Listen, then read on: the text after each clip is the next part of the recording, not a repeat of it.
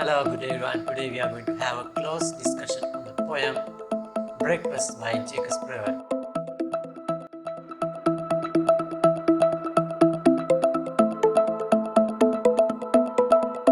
If you look at the background of the poem, this poem by Jacques Prevert was written in 1946, 1 year after the end of World War II.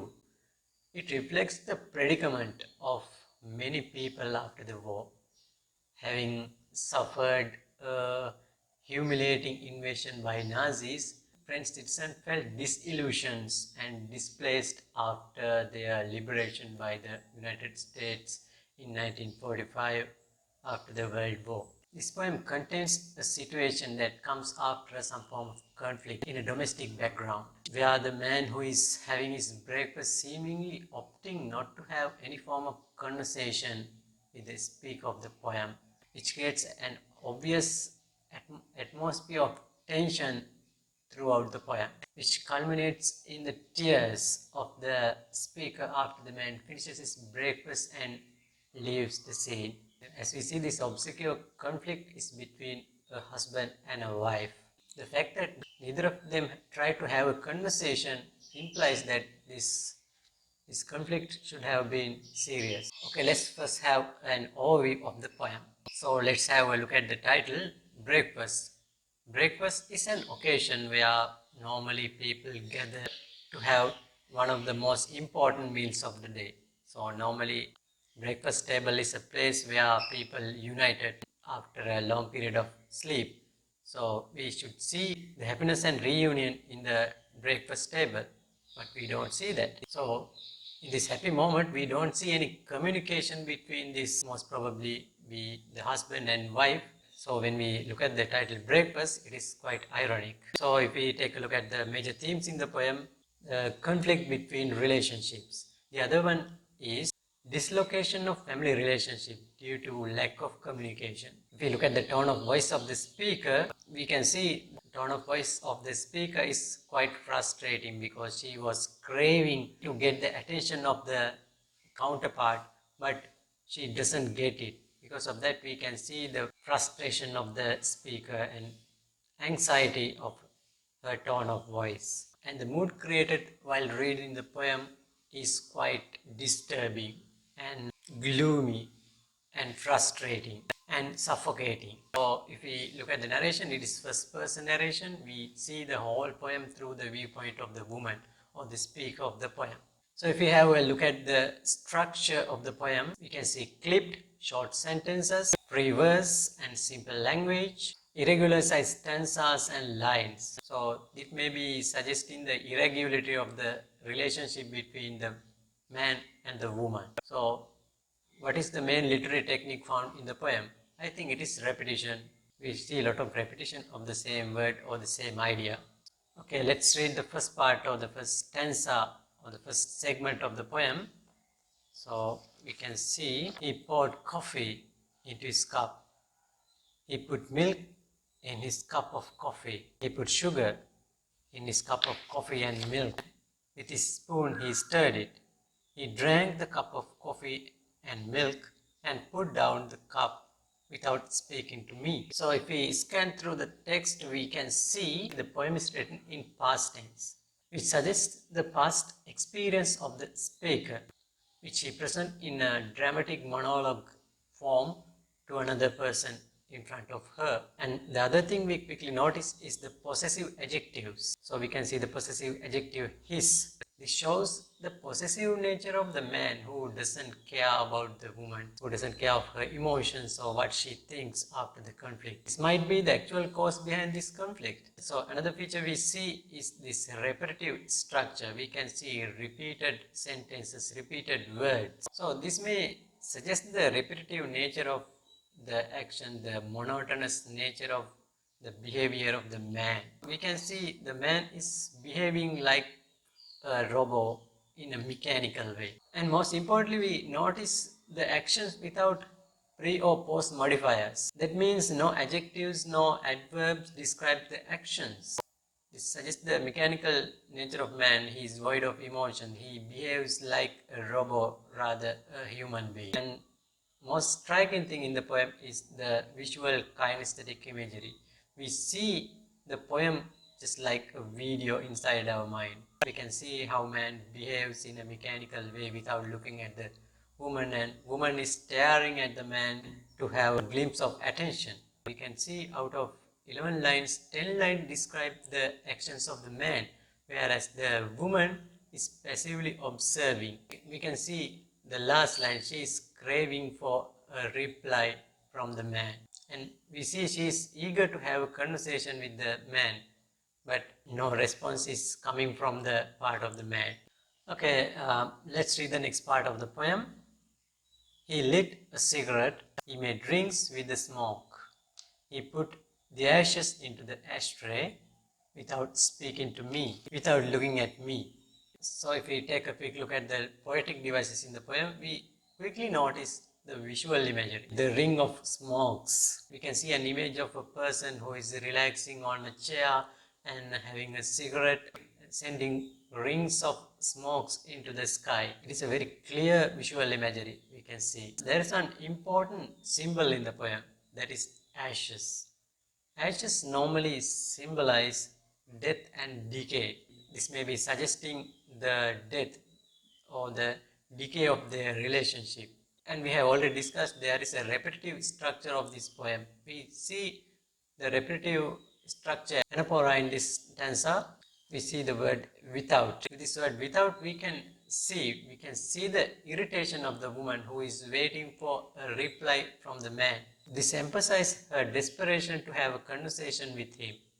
And here too we can see 6 lines out of 8 lines are dedicated to the man. Those 6 lines show the actions of the man. And this repetitive structure shows her irritation, the woman's irritations to his indifference shown to her. He is sending the rings of smoke is a way of relaxing himself, or to show the disrespect to the person who is in front of him. When we look at the last 2 lines, we see the man has no concern for the woman.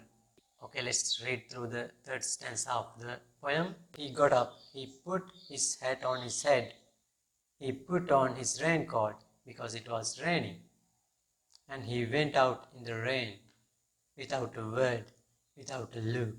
So first let's look at the poetic devices in the poem. When we read through the stanza, we quickly notice the technique called pathetic fallacy. Do you know what is pathetic fallacy is? You may have seen in movies, if the scene is sad or tragic, we can see rain.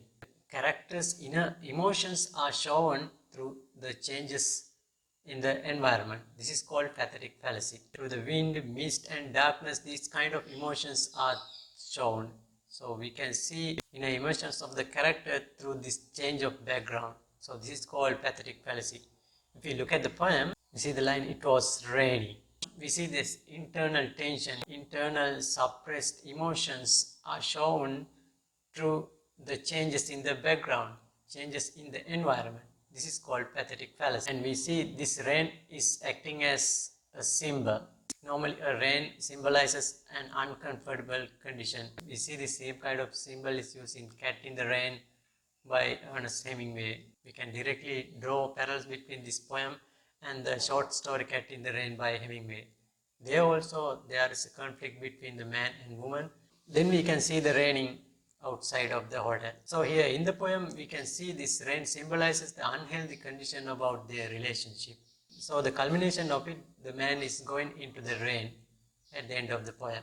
Again we see the literary technique anaphora. This anaphora emphasizes her remorseful attitude towards rejection of the man.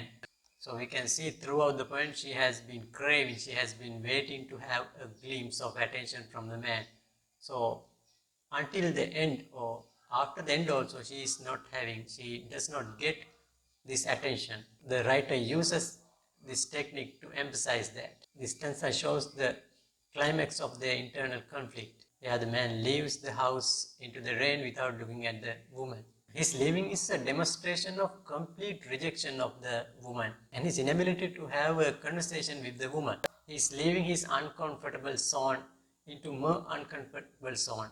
This suggests the gravity of their conflict. And the other thing is it shows the dislocation of their family relationship due to this conflict. And other thing depicts by this leaving is he is not ready to have a resolution. He's not going to end this, or he does not like to talk over the situation to put an end to this conflict. These last three lines are important because that is where we can see the action of the speaker. And we can see, and I put my head in my hands and wept.